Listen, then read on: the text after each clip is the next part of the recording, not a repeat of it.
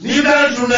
Quelle jolie journée. Ni belle journée. Ah, quelle jolie journée. Ni belle journée. Si bien que voler. Ni belle journée. Voler dans ciel. Ni belle journée. Voler dans bois. Ni belle journée. Maman est là moins content. Ni belle journée. Moi les autres moins contents. Ni belle journée. Nous tous sont là nous bien. Effectivement, bien belle journée sur les ondes de Radio Axe. Cette émission sera consacrée au carême, au carême. Et pour ce faire, nous avons invité le père Xavier Chaval. Bonsoir mon père. Bonsoir Michel. Nous notons le retour d'Arnaud Joly. Bonsoir. Et toujours mon fidèle acolyte Dominique Pilon. Bonsoir aux auditeurs. Bonsoir. Donc, comme je vous l'ai dit, pour nous chrétiens, nous allons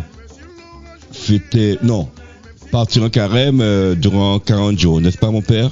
Exactement, le mot carême, ça signifie 40 jours. Ouais, donc avant de commencer l'émission, je vous ai concocté un chant de circonstances pour les événements qui se passent en Russie et en Ukraine. Donc nous allons écouter religieusement ce beau chant sur la réconciliation de John Littleton. Réconciliez-vous.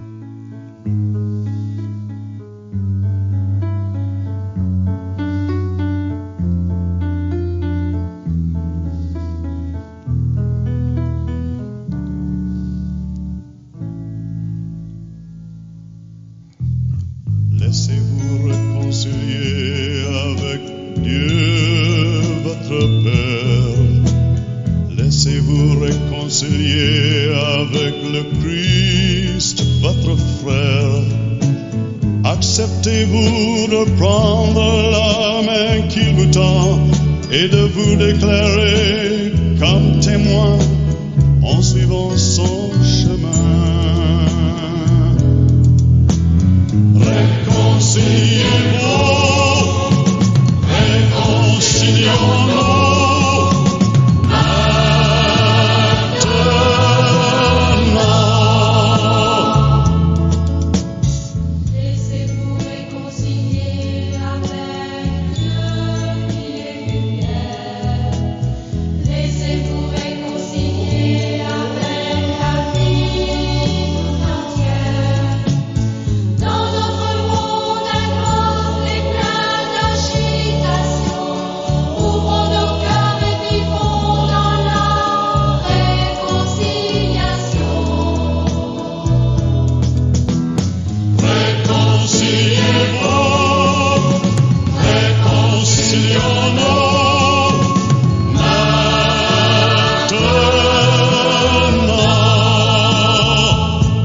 Que chaque jour soit la fête du jubilé, que chaque jour soit la fête pour aimer la réconciliation entre les nations, entre les familles, entre frères et sœurs du même sang. Réconciliez-vous, réconcilions-nous maintenant.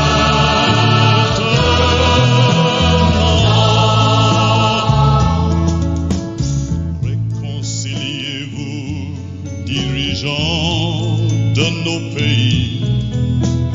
Réconciliez-vous pour dissiper tous vos conflits. Soyez le guide du temps pour plus de justice envers les opprimés, abusés, oubliés, repoussés. Réconcilions-nous avec l'univers, que notre monde soit Eh bien oui mon père, la réconciliation, c'est ce qui nous manque en ces temps si troubles. Oui, on va en avoir bien besoin. Et d'ailleurs, John Littleton reprend une parole de Saint Paul dans la deuxième lettre aux Corinthiens, chapitre 5, laissez-vous réconcilier avec le Christ. ils se vont réconcilier avec Dieu. Voilà, c'est comme ça qu'il commence son chant, et c'est comme ça qu'on commence notre carême. Oui. C'est la deuxième lecture. Au moment du mercredi des cendres, on écoute cette lecture. Et donc le carême est vraiment une invitation à la réconciliation. Et de fait, comment ne pas penser particulièrement à ce qui se passe en Ukraine Russie, oui. depuis la guerre du Donbass, plus de 10 000 morts depuis 2014. Et puis alors là, maintenant, c'est le cataclysme. C'est avec cette invasion par la Fédération de Russie de l'Ukraine, c'est des centaines de morts chaque jour. Et comment ça va être compliqué pour ces deux peuples de se réconcilier. Tu as tout le monde là-dessus, Dominique? Je pense que cette entrée en carême est un moment approprié pour réfléchir, pour prier pour les frères de l'Ukraine et aussi de la Russie. Parce que c'est vrai que c'est un conflit qui date, on a acté 2014, mais c'est vrai que si on remonte un peu dans l'histoire de la Russie, ça fait un moment. Je rappelle que l'Ukraine a été le grenier de la Russie, parce qu'elle a une terre très fertile. Mm-hmm. Et c'est vrai qu'on en arrive à un point, c'est assez surprenant. Donc ce carême tombe très bien, Père. Il faut, en tout cas, il est, voilà, on ne peut que connecter l'actualité avec ce que nous sommes invités à vivre spirituellement. Et je pense que ce que nous sommes à vivre spirituellement peut nous aider à traverser cette actualité et en nous en sortir grandis. Parce que actuellement, c'est le mal qui se déchaîne. Voilà. Oui. Donc pour nous chrétiens, ça commence le mercredi des cendres. Oui. Oui, le premier jour de carême. Voilà, donc c'était il y a 2 jours. Voilà. Oui. Et les cendres que j'ai eu le privilège de recevoir de par tes mains innocentes. Oui. Elles sont innocentes parce que c'est les mains du prêtre qui à ce moment-là agissent. Oui. Et j'espère que les mains de l'homme aussi, Xavier, ont grandi dans cette innocence. Mais c'est le but aussi de ce temps de carême, comme les prêtres, comme tout homme, ont besoin de se convertir, d'avancer, de progresser. Voilà, c'est Dieu seul qui nous rend innocents, parce que lui seul est innocent.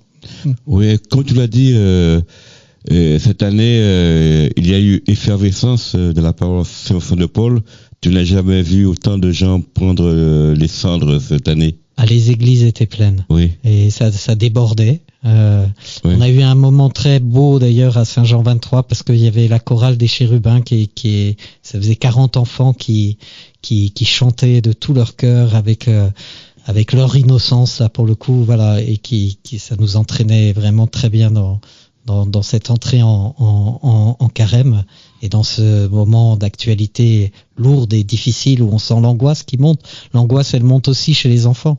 Mardi soir, j'étais dans une famille et je demande à l'enfant de la famille comment il va, qui a 10 ans, et il me dit qu'il a peur.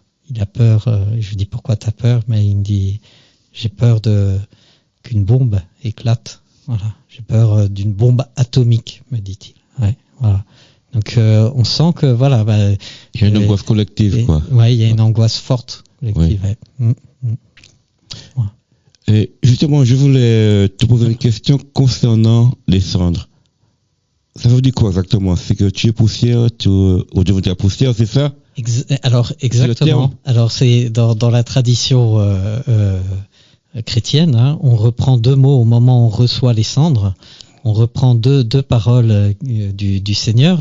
Une que Dieu adresse à Adam et à travers Adam à tous les hommes. Tu es poussière et tu retourneras à la poussière. Souviens-toi, dit Dieu, souviens-toi que tu es poussière et que tu retourneras poussière. Voilà. Juste pour nous dire 2 choses, que nous ne sommes que de passage sur cette terre, que nous sommes bien liés à cette terre, mais que nous ne sommes que de passage sur cette terre, et que notre vie sur cette terre, elle reste aux yeux même de la création, une toute petite poussière, quoi. Oui. Donc c'est une invitation à l'humilité. Et puis on reprend aussi une autre parole que Jésus a prise quand il est sorti de sa vie cachée à Nazareth, où il a grandi comme fils de Dieu, dans une vie ordinaire pendant 30 ans à Nazareth. Et puis il se fait baptiser, et puis il vient proclamer le royaume de Dieu sur terre. Et les premières paroles qui sortent de sa bouche, c'est « Convertis-toi et crois à l'évangile, crois à la bonne nouvelle ». Voilà. Donc c'est croire à la victoire de l'amour de Dieu sur la mort, croire, voilà, tout ce que Jésus va nous révéler à travers sa vie. Voilà. Et donc voilà, on n'est que de passage sur cette terre, mais le temps où on est de passage, on peut accueillir cette bonne nouvelle que Dieu est amour, que cet amour est éternel, que cet amour est plus fort que toutes les puissances du mal que nous allons rencontrer. Si un jour il y a une réconciliation entre le peuple ukrainien et le peuple russe, ce sera une victoire de l'amour, c'est-à-dire que ce sera par amour qu'ils se réconcilieront. Ce ne sera pas par obligation ou par... voilà. Alors qu'en pense notre pèlerin favori, c'est l'homme qui fait Saint-Jacques de Compostelle tous les ans, non? Non, pas tous les ans. Tous les 2 ans. J'ai fait une session 1. Oui. J'espère faire une session 2. Oui. Pour continuer mon chemin, mais pour aller dans le sens de la discussion qui a été posée, c'est un temps de réconciliation, mais c'est aussi un temps de pénitence et de renouvellement, Père. Exactement. Mais ça se prépare. Pourquoi 40 jours? Ben justement, parce que il faut du temps pour voilà, les choses se font pas de façon magique. La foi, justement, c'est le contraire de la magie. La magie, hop, c'est instantané, on dit ça, tac, et puis ça se fait.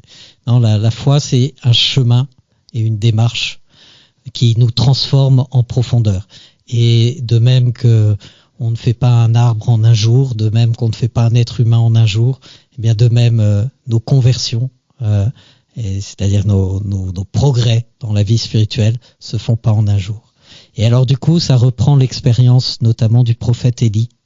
On nous raconte que le prophète Élie part au désert pour mourir. Pourquoi il part au désert pour mourir?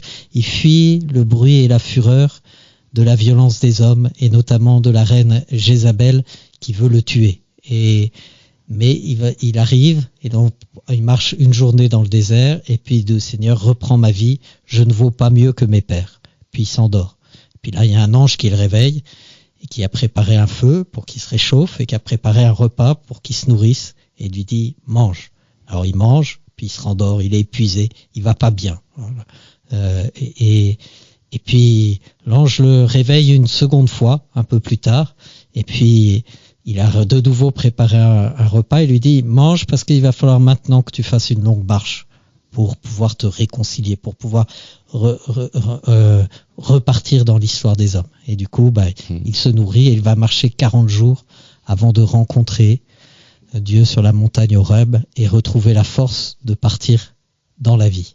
Oui, mais as-tu des recettes pas magiques pour le carême? Parce que je t'en déverte des pas mûrs, j'ai des copains, on a des discussions assez palpitantes par rapport à ça. Il y en a certains qui disent je vais rester par exemple 40 jours sans boire de rhum. C'est comme ça, ou bien, c'est une très belle... Non, mais on peut faire le carême quand même à son rythme, on n'est pas obligé de faire les 40 jours. Nous fait dire qu'on peut faire le carême, on peut faire un sacrifice. Exactement. Et alors chacun de s'examiner en conscience. Oui. Il y a un carême, il y a un jeûne qui est assez simple, qui est celui de jeûner un repas ou de jeûner les 2 repas d'une journée. Ce qu'il est demandé aux chrétiens, c'est quand tu jeûnes pas pour toi, tu jeûnes aussi pour quelqu'un qui a faim. Donc du coup, si tu fais une économie pendant d'un repas ou de 2 repas, tu vas offrir cette économie à quelqu'un qui est dans le besoin. Voilà, donc jeûne et partage sont liés. Même pour que ton jeûne soit authentifié par Dieu, il faut qu'il y ait cette démarche de partage. Donc ça, c'est le jeûne classique que tout le monde peut faire. Et puis après, il y a le jeûne de jeûner. Chacun prend conscience de quel effort il doit faire. pourquoi pas le rhum. Les pèlerins de l'eau vive, qui sont un organisme de chrétiens qui luttent contre la maladie de l'alcool. Tous les pèlerins de l'eau vive, en fait, sont des malades de l'alcool. Ils savent qu'il ne faut pas qu'ils reboivent une goutte pour ne pas retomber. Voilà. Et donc, du coup, ils invitent beaucoup pendant le carême. Ils nous font des propositions en disant, si certains d'entre vous qui ne sont pas alcooliques peuvent jeûner de l'alcool pendant 40 jours, ça nous soutient, nous, spirituellement, dans notre prière. Et ça nous soutient et ça nous aide. Moi, j'ai décidé de faire depuis maintenant presque une dizaine d'années ce jeûne de l'alcool pendant le carême par solidarité avec ceux qui sont malades de l'alcool et pour pouvoir les soutenir par ma prière et par l'effort que je fais là pour eux. Voilà. Oui. Mais d'autres peuvent dire tiens, moi, je voudrais arrêter de fumer, je n'y arrive pas. Allez, je me donne ce moyen-là qu'est le carême pour me dire, allez, je me bouge pendant 40 jours. Et si j'arrête pendant 40 jours de fumer, ça veut dire que je peux arrêter tout le temps après. Voilà. Voilà. Donc, chacun peut regarder dans sa vie. Souvent, on dit aux jeunes, aux plus jeunes, mais peut-être que les plus vieux aussi sont addicts des écrans. Voilà. On dit, tiens, fais un effort. Voilà. Ne passe par exemple pas plus d'1 heure par jour sur ton écran. Tu vois, quelque chose. Là, c'est un vrai effort quand tu passais 3-4 heures par jour. Voilà. Chacun peut trouver le petit effort qui va le faire progresser, qui va le rendre meilleur. C'est un temps de pénitence. Oui. Et voilà. Et c'est ça la pénitence. Ouais. Voilà. J'utilise moins mon téléphone, ou je vais marcher plus souvent. Je vais pas utiliser le véhicule, ma voiture pour aller acheter le pain, de petites choses comme ça. Et puis je vais aussi apporter une contribution à des choses. Voilà, c'est très bien. Alors Père, le dimanche, est-ce qu'on considère le dimanche comme un jour de carême ? Eh bien non. Non, parce que le dimanche, c'est le jour de la résurrection du Seigneur.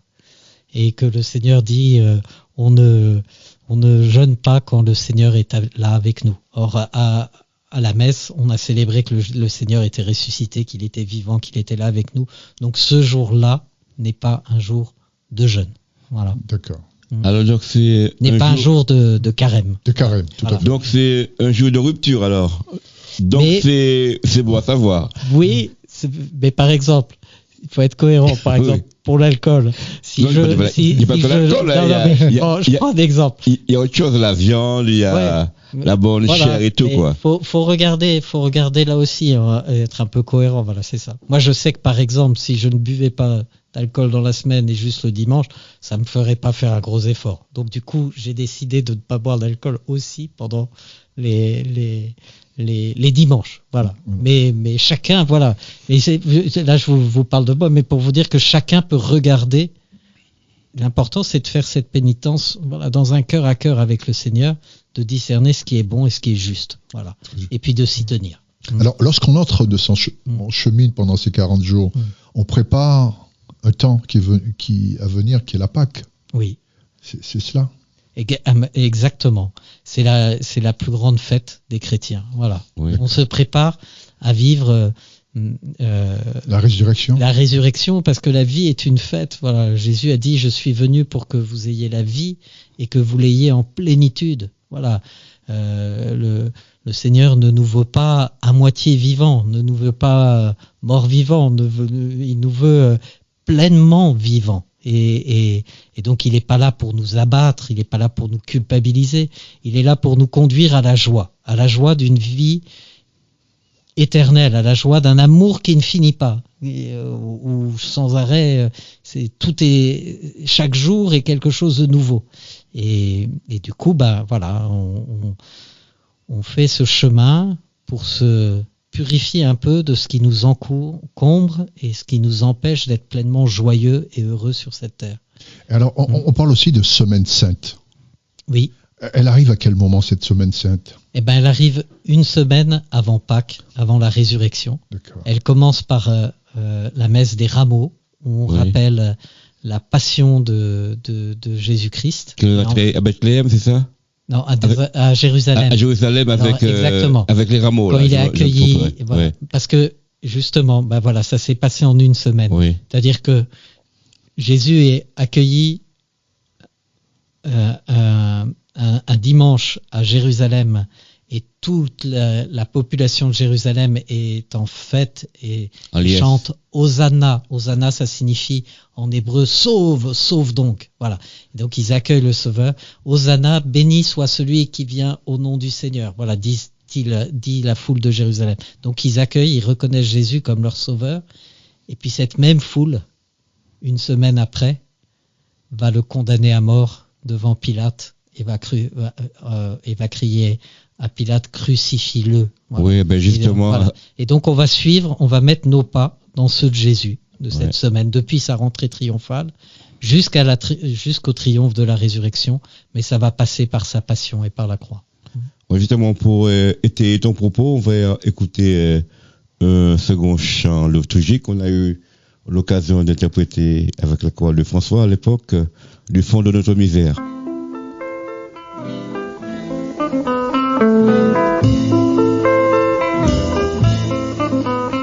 Seigneur, du haut du calvaire, où nos péchés t'ont crucifié, regarde par toute la terre, tant de croix si lourd à porter, tant de gens déchirés par la guerre, qui réclament la liberté, des peuples accablés de misère, qui n'ont pas de quoi manger.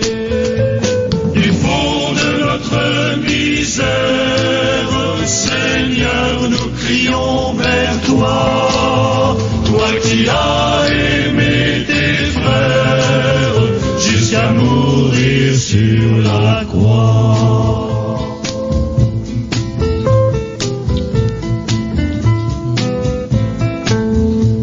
Vois-tu la moisson immense qui ne sera jamais fauchée? Des chrétiens dans l'indifférence qui ne savent pas témoigner.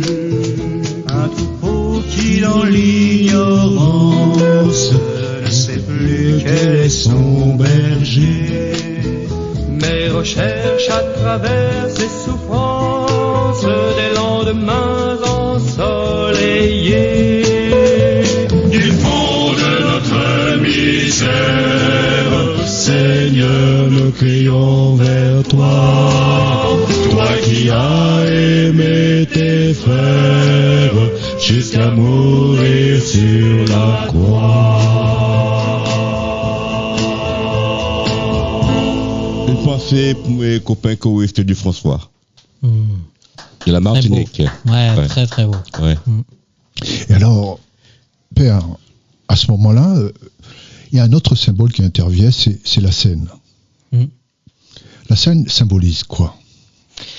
Le jeudi saint, donc la veille de sa passion, la veille où Jésus meurt sur la croix, il rassemble ses disciples pour un dernier repas. Il dit cette parole extrêmement forte d'ailleurs, d'un très grand désir, j'ai désiré manger cette Pâque avec vous. C'est-à-dire il leur fait comprendre que ce qu'ils vont vivre là, ce repas qu'ils vont vivre, c'est le but de sa vie. Et au cours de ce repas, il va partager le pain en disant ceci est mon corps livré pour vous. Et il va passer une coupe de vin en disant ceci est mon sang versé pour vous. Le sang de la nouvelle alliance qui sera versé pour vous et pour la multitude pour le pardon de tous nos péchés. Et à travers ce repas et ce qu'ils vont vivre là, il explique ce qu'il va vivre dans sa passion. Il va offrir sa vie pour l'humanité. Et il s'offre aussi comme nourriture aux âmes. Voilà, tous ceux qui voudront bien l'accueillir peuvent être purifiés et être pardonnés de leurs péchés. Voilà, et puis être sauvés et accéder à la vie éternelle, puisque lui seul peut nous faire entrer dans la vie éternelle, mais ça passe par le don qu'il fait de lui-même. Et par ce biais-là, il nous fait comprendre que voilà, s'il avait d'un grand désir partager cette Pâque avec nous, c'est parce qu'évidemment la croix fait penser au malheur d'un homme qui est crucifié et qui est martyrisé, mais là Jésus nous fait comprendre qu'en fait c'est lui qui donne et qui offre sa vie par amour pour nous. Et que du coup, on perçoit à ce moment-là à quel point il nous aime. Voilà. Et on se laisse transformer par cet amour. Et ça institue toutes les messes. La messe, c'est parce que Jésus dit « Faites cela en mémoire de moi ». Et chaque fois qu'on célèbre la messe, eh bien, on rappelle les paroles de Jésus. Ceci est mon corps livré pour vous. L'Eucharistie, Ceci est mon sang versé pour vous.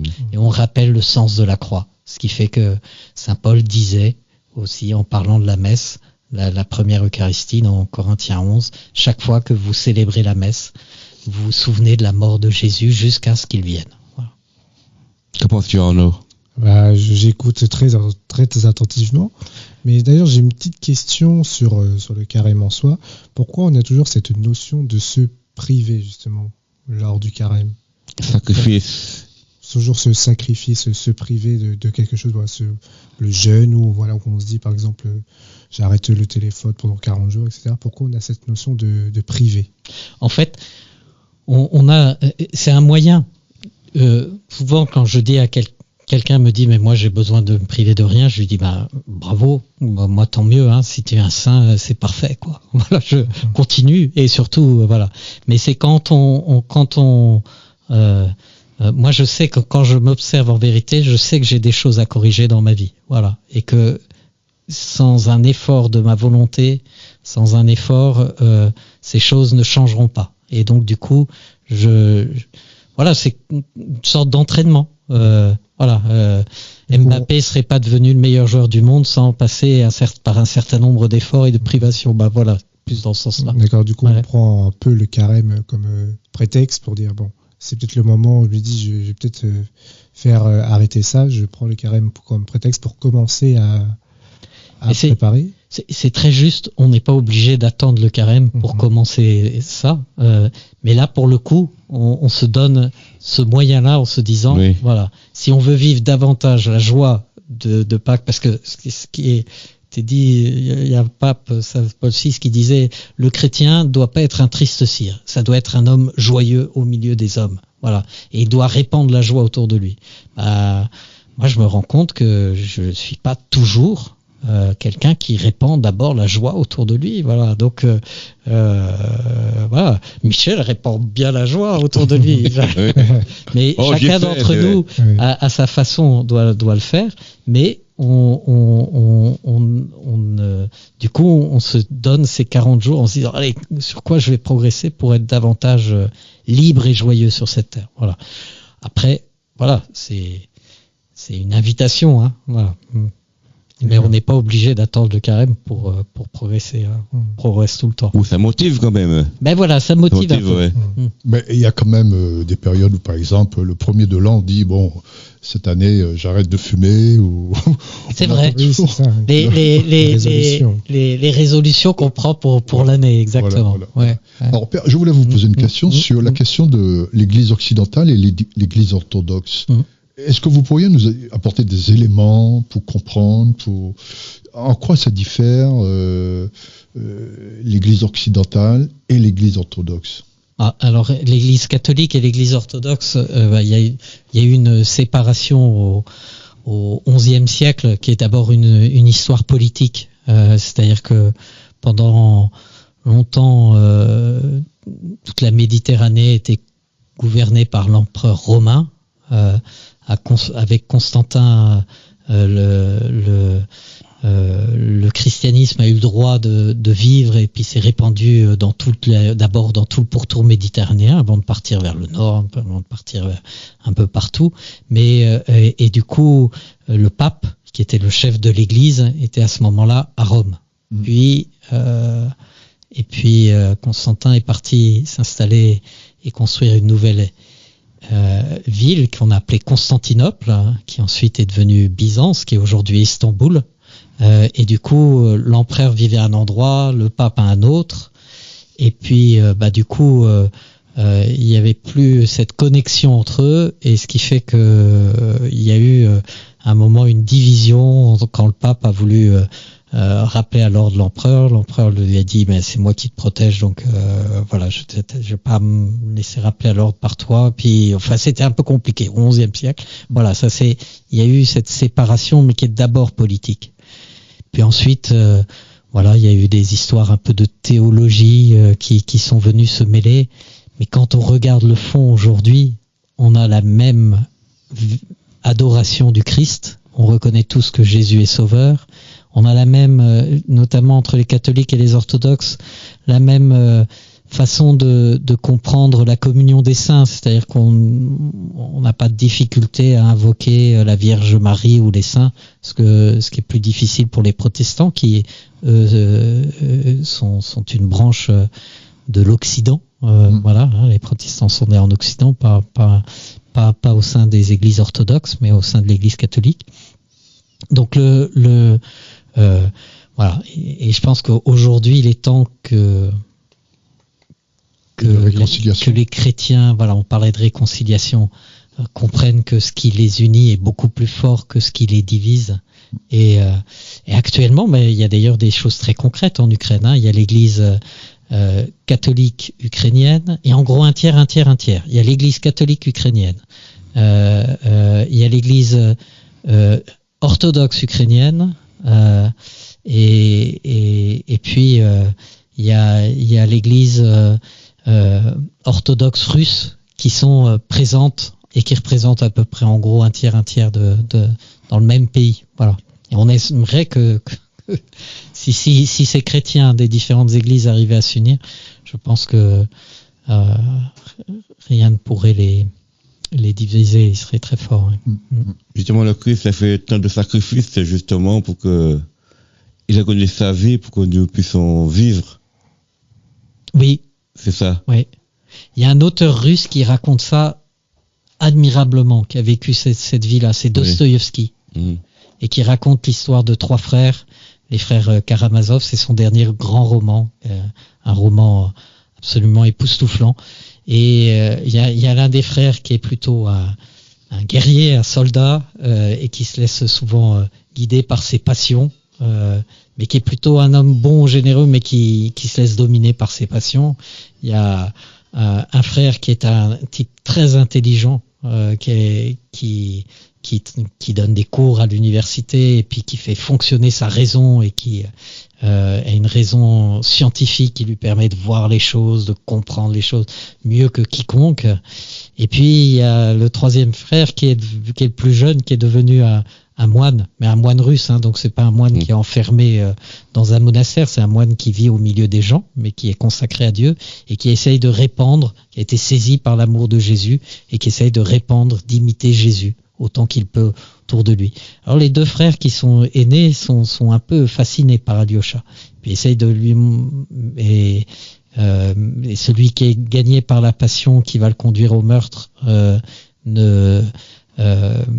demande à Alyosha de prier pour lui. Celui qui est complètement maître de la raison essaye de dire à Alyosha que c'est magnifique ce qu'il vit, mais que sa raison l'empêche de croire à ce à quoi il croit, et puis ça va le conduire au suicide.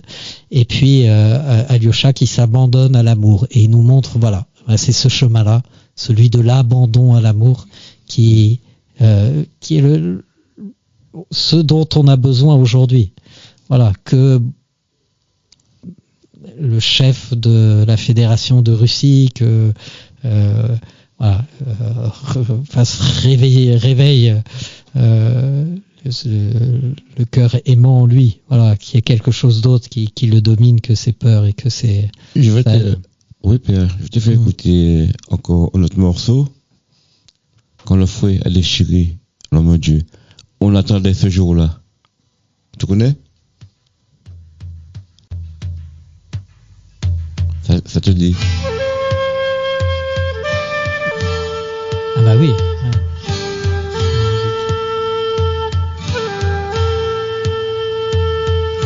Quand le fouet a déchiré l'homme Dieu, quand on a frappé l'amour innocent, on attendait ce jour-là que les pierres crient. J'attendais ce jour-là que les pierres crient. Mais les pierres se sont tues, la colère s'est perdue dans l'oubli, dans l'oubli. Mais les pierres se sont tues, la colère s'est perdue dans l'oubli, dans l'oubli. Que toute cette colère s'estompe. C'est magnifique. Ces deux belligérants. Magnifique. Quand l'épine a couronné l'homme Dieu, quand on a montré l'amour enchaîné, on attendait ce jour-là que les pierres crient. On attendait ce jour-là que les pierres crient. Mais les pierres se sont tues, la colère s'est perdue dans l'oubli, dans l'oubli. Mais les pierres se sont tues, la colère s'est perdue dans l'oubli, dans l'oubli.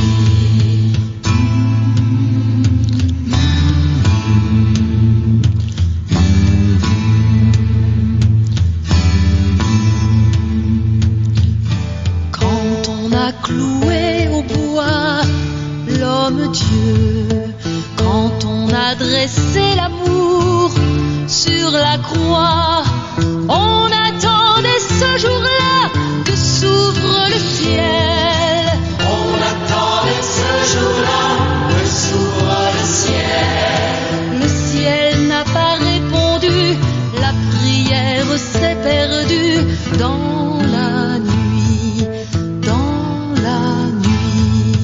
Le ciel n'a pas répondu, la prière s'est perdue dans la nuit, dans la nuit.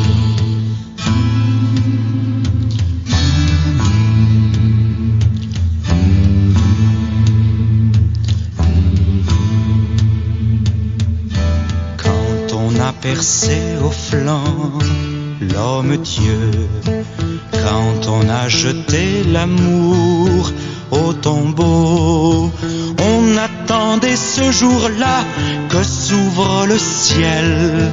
On attendait ce jour-là que s'ouvre le ciel. Le ciel n'a pas répondu, la prière s'est perdue dans la nuit, dans la nuit.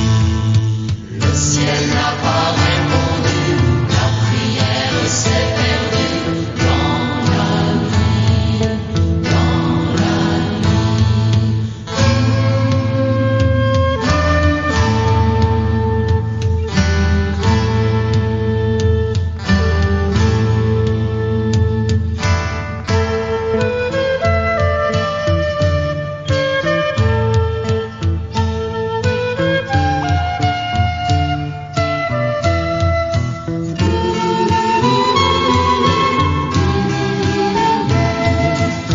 Très beau chant de la passion. Père Xavier. Ah oui, magnifique. Hein. Et il y a un moment où Jésus dit si vous les faites taire, ce sont les pierres qui crieront. C'est un moment très précis, justement, c'est au début de la Semaine Sainte. C'est quand Jésus rentre dans Jérusalem, tout le monde chante Hosanna, béni, donc sauve donc, béni soit celui qui vient au nom du Seigneur. Et puis il rentre dans la ville de Jérusalem et les chefs des prêtres arrivent à faire taire la foule, sauf les enfants. Ils n'arrivent pas à faire taire les enfants. Alors les enfants accompagnent Jésus et c'est les enfants seuls qui crient Hosanna, béni soit celui qui vient au nom du Seigneur quand il rentre dans Jérusalem. Et à ce moment-là, les chefs des prêtres, n'arrivant pas à faire taire les enfants, disent à Jésus, fais-les taire. Et Jésus leur dit, même s'ils se taisaient, c'est les pierres qui crieraient. Hosanna, béni soit celui qui vient au nom du Seigneur. Nous avons besoin de nous abandonner à l'amour, et ça, les enfants le comprennent. Voilà. Et voilà. Voilà, prions pour que certains retrouvent leur âme d'enfant. Sur ces paroles Père Xavier, je vous invite à nous présenter votre paroisse. Ah bah avec joie, avec joie. C'est une paroisse vivante qui représente à peu près les 2/3 des habitants de la ville de Sartrouville. On a trois églises, une grande diversité dans notre communauté parce que notre communauté, elle est issue de personnes qui ont des origines très très diverses, qui viennent de 4 continents différents beaucoup d'Afrique, mais aussi beaucoup d'Europe, mais aussi beaucoup d'Amérique, grâce notamment à nos amis antillais, qui sont nombreux. Ouais. Et puis voilà, des différents pays d'Europe. Et donc du coup, on a une communauté qui montre que c'est possible d'essayer de vivre une histoire de fraternité entre des personnes qui sont d'origine très très différentes. Et puis alors, comme ici, on est notamment sur le plateau là, de Sartrouville, vivent une grande majorité de musulmans, donc les chrétiens sont minoritaires au milieu. Donc du coup, on apprend aussi à vivre cette fraternité, pas simplement entre nous, mais avec les musulmans. Et puis, bien entendu, aussi avec... Alors, dans le temps, il y avait une communauté juive relativement présente et active dans la ville de Sartrouville. Et donc, il y avait des rencontres aussi avec cette communauté juive. On partageait ça ensemble. On avançait ensemble. Voilà. Malheureusement, aujourd'hui, la communauté juive est très, très réduite, ou en tout cas n'a plus les leaders qu'elle avait par le passé qui entraînaient, qui permettaient ces rencontres. Mais on ne désespère pas qu'un jour, ça puisse se reprendre. Il y a une petite communauté orthodoxe rue Maurice Berthaud. Donc, on essaye de vivre cette fraternité avec tous, cette fraternité qu'on essaie déjà de vivre entre nous. Et donc on voit quand on arrive à mettre ensemble des personnes de cultures si différentes, ça doit être possible. Et ben on la vit aussi avec ceux qui ne partagent pas notre foi, qui ont d'autres croyances, ou ceux qui ne sont pas croyants et qui acceptent simplement d'avancer en humanité, d'être ces chercheurs de vérité au cœur de notre humanité. Nous aussi, nous ne sommes que des chercheurs de vérité. Voilà. En préparant cette émission, j'ai été faire un tour sur votre page Facebook. Excellent. Et j'ai vu que vous avez un dynamisme au sein de la paroisse. Débordant. Ouais. La catéchèse, les enfants. Parlez-nous-en. Ouais, alors il y a une des choses qui caractérise, parce que moi je suis arrivé sur cette paroisse il y a 3 ans. Donc moi j'hérite le travail qui a fait depuis des années sur cette paroisse. Il y a quelque chose qui caractérise, c'est qu'on aime chanter. Voilà. Donc je parlais de la joie tout à l'heure. Je suis impressionné. J'ai rarement vu une paroisse dans les paroisses où j'étais avant, il n'y avait pas autant de chorales. Là, il y a une chorale pour l'église Saint-Martin. Il y a 2 chorales à l'église Saint-Jean 23. Et puis, il y a une chorale d'enfants qui regroupe, ils sont à 44 enfants, je crois, aujourd'hui. Et encore, je me demande s'ils ne sont pas arrivés à 50, qui existe depuis un peu plus d'1 an maintenant. Et puis, une chorale de jeunes qui s'est créée à peu près à la même époque. Ce sont des étudiants et des jeunes adultes et qui chantent superbement. Ils ont des voix différentes. Enfin, voilà. Et alors, ça crée beaucoup de joie et ça entraîne. Donc ça, c'est vrai. Le chef de chœur, c'est qui Mais il y en a plusieurs. Il y en a plusieurs, du coup. Oui. Ouais.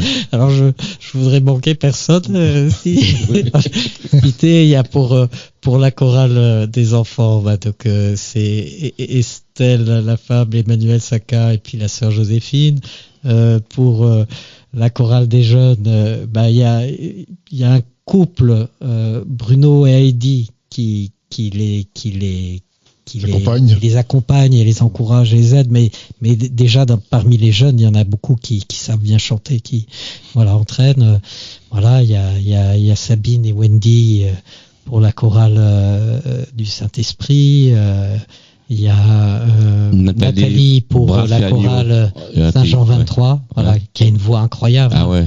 Voix d'ange, angélique même. Une voix de choriste, enfin de chanteuse d'opéra. Oui, mais elle a fait ses armes aux Antilles. Je crois à la chorale de Sainte-Thérèse.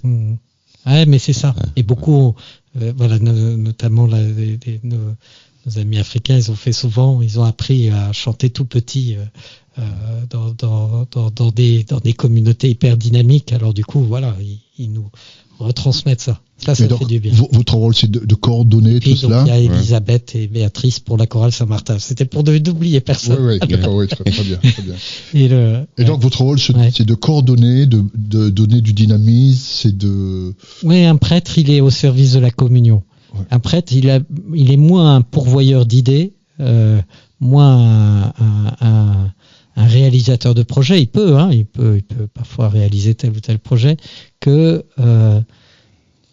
quelqu'un qui écoute et puis qui encourage chacun à donner ce qu'il y a au fond de lui. Voilà. Si tu veux chanter, bah super, voilà. Ah, tu veux monter une chorale, excellente idée. Ouais, ouais. Ah, bah ouais, voilà. Et tu veux monter un chanté Noël, merveilleux. Fais-le, on a besoin de ça. Voilà. Faut pas avoir peur, faut prier. Le rôle du père, c'est de susciter des... Ouais, voilà. Et de faciliter à ce que chacun puisse donner ce qu'il a apporté aux autres. Et voilà. Et sur le temps périscolaire, vous intervenez aussi, les enfants? Oui. On a alors on a un centre de loisirs tous les mercredis, et c'est la Selle. Qui est dirigée par Laurence, et présidente c'est Isa qui est sur le plateau, et puis le père Laurent qui s'en occupe beaucoup, et puis là aussi les sœurs aussi qui sont bien présentes et qui voilà, et tous les mercredis et pendant chaque vacances, pendant une semaine, ils font des activités. Là par exemple, pendant les vacances d'hiver, ils avaient une semaine, le thème c'était le désert, un peu en lien avec le carême qui arrivait, et donc c'était allons la magie du désert avec Aladdin et puis Charles de Foucault, donc cette figure de saint chrétien qui est parti au désert. Donc ils avaient tout un imaginaire autour de Aladdin et le blue jean, le jean, et puis des activités, et puis la connaissance, la découverte de cette figure de saint. Voilà, ils faisaient des choses tout le temps, des jeux, voilà, tout au long de la journée. Et puis ils font aussi en dehors des vacances, il y a l'aide aux devoirs le samedi matin. Voilà, pour aider les enfants à faire leurs devoirs. Ça c'est en dehors. Et puis il y a évidemment le catéchisme. Voilà, apprendre à connaître la Bible, apprendre à connaître, à prier comme chrétien, apprendre à mettre ses pas dans ceux de Jésus. Et ça, vous le faites, ça se fait quand, le mercredi, le samedi Alors, il y a des petites équipes qui se réunissent soit le vendredi soir, soit le samedi matin, soit le samedi après-midi. Et là, c'est les mamans qui gèrent ces équipes. Il y a trois.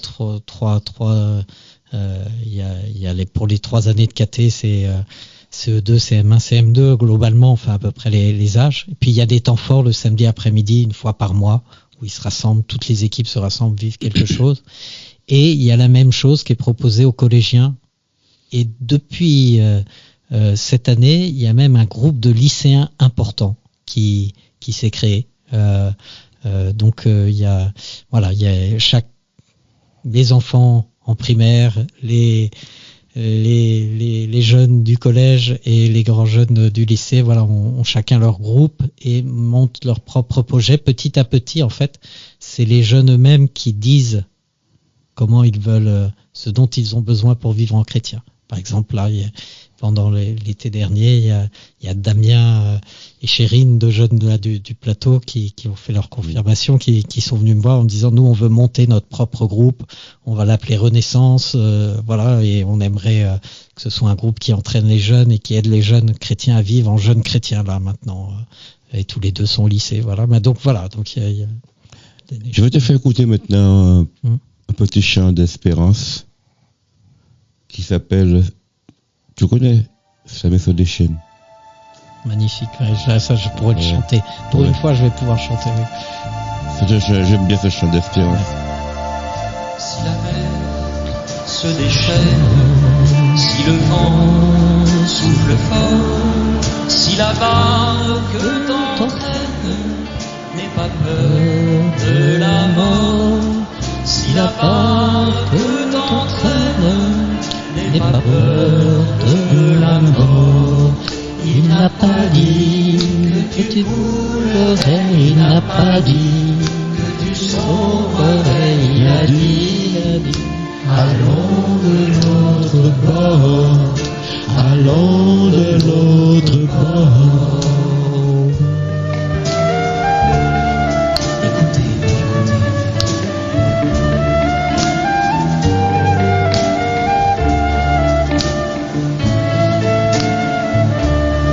Si ton cœur est en peine, si ton corps est souffrant, crois en Jésus, il t'aime, il te donne. Oui, il faut croire, Père. Oui, il t'aime. Heureux celui qui croit sans avoir vu. Ouais. Il n'a pas dit que tu coulerais, il n'a pas dit que tu sombrerais, Il a dit, allons de l'autre bord, allons de l'autre bord.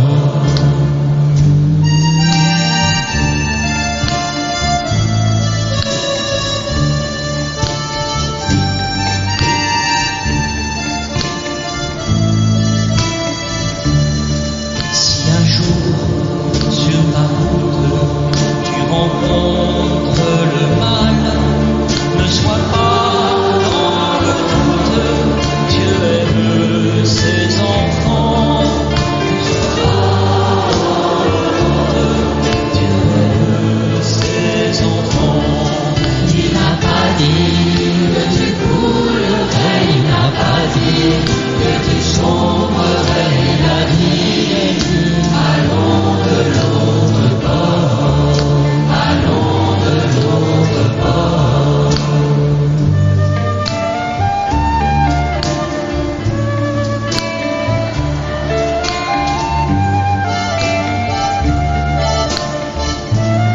Ça fait du bien, tout ça.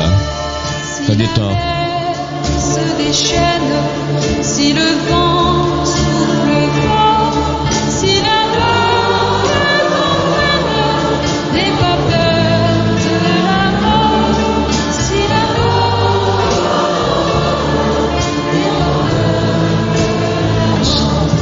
il n'a pas dit que tu coulerais, il n'a pas dit que tu sombrerais, il a dit, allons de l'autre bord, allons de l'autre bord.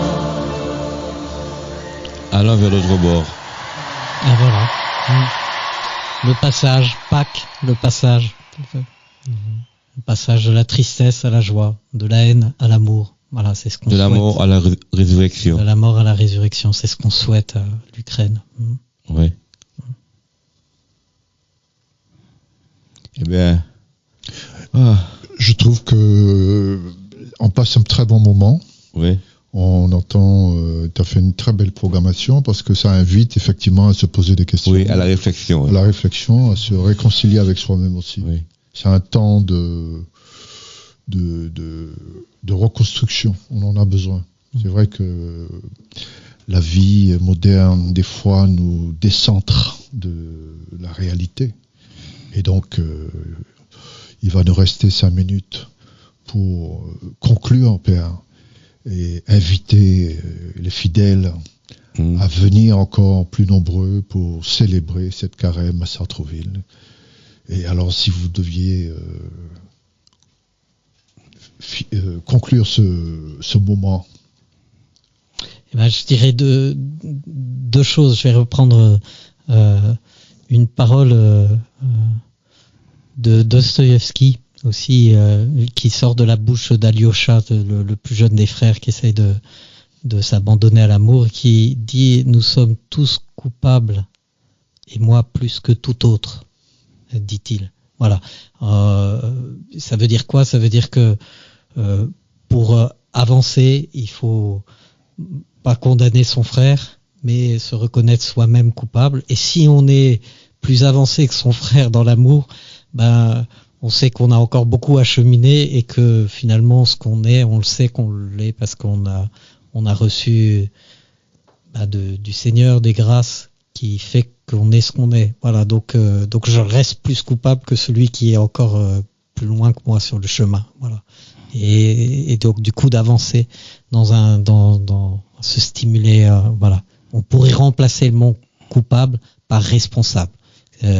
Nous sommes tous responsables, et moi plus que tout autre. Ça veut dire que je m'en remets pas à quelqu'un d'autre pour changer les choses, mais je fais moi déjà, je me réforme moi-même pour faire avancer tout le monde. Voilà. Et puis, Seigneur Jésus, Fils du Dieu vivant, prends pitié de moi, pécheur. Cette parole-là, c'est une parole que vont dire notamment tous les orientaux, donc les gréco-catholiques ukrainiens, les Ukrainiens orthodoxes, les Ukrainiens rattachés à l'église orthodoxe russe. Ils vont tous dire cette prière-là pendant ce temps de carême, et ils vont tous la voir ensemble à partir de... Voilà. Et ils le disent quotidiennement, ils le répètent 40 fois de suite, et puis après ils disent cette grande prière de Saint-Ephrem. Voilà. Espérons que les uns et les autres, voilà, vont pouvoir accueillir, et c'est vrai aussi des soldats russes de l'autre côté, le prince de la paix, et qui va faire que les choses vont bouger, vont changer. Voilà. Je sais pas comment dire, on espère. Voilà. Et je voulais finir avec ce que Laurent avait dit tout à l'heure. Pourquoi le carême? Ce que disait Dominique, c'est on est souvent dans un moment de frénésie, on passe d'une chose à l'autre et on ne s'arrête plus. Et puis là, on nous oblige à nous arrêter en disant si, voilà, remets-toi un peu en cause et regarde ce que tu peux faire pour changer les choses. Voilà. Et si je veux effectivement faire une mise à jour de mon logiciel, les offices religieuses sont quand la messe c'est à 11h15. Alors, il y a les messes le dimanche, c'est 9h45 à Notre-Dame-du-Val, 11h15 à Jean 23, et le samedi soir et le dimanche soir, et c'est des messes du dimanche aussi, sont à 18h30. Voilà. Et puis en semaine, du lundi au vendredi à 19h. Nous allons terminer en remettant tout ça à la Vierge Marie. Amen. En tout cas, merci Père d'avoir partagé ce moment avec nous. Merci Dominique, merci Laurent, merci Michel, et merci à tous nos auditeurs pour leur écoute. On va, ce chant-là, c'est dédié pour la paix dans le monde, pour que nous puissions passer un carême dans la plénitude et de l'amour du Christ. La Reine de la paix. Oui. Mais au revoir tout le monde. Nous vous laissons écouter religieusement ce chant. Bonsoir les auditeurs, bonsoir et à bientôt. Bonsoir et à bientôt.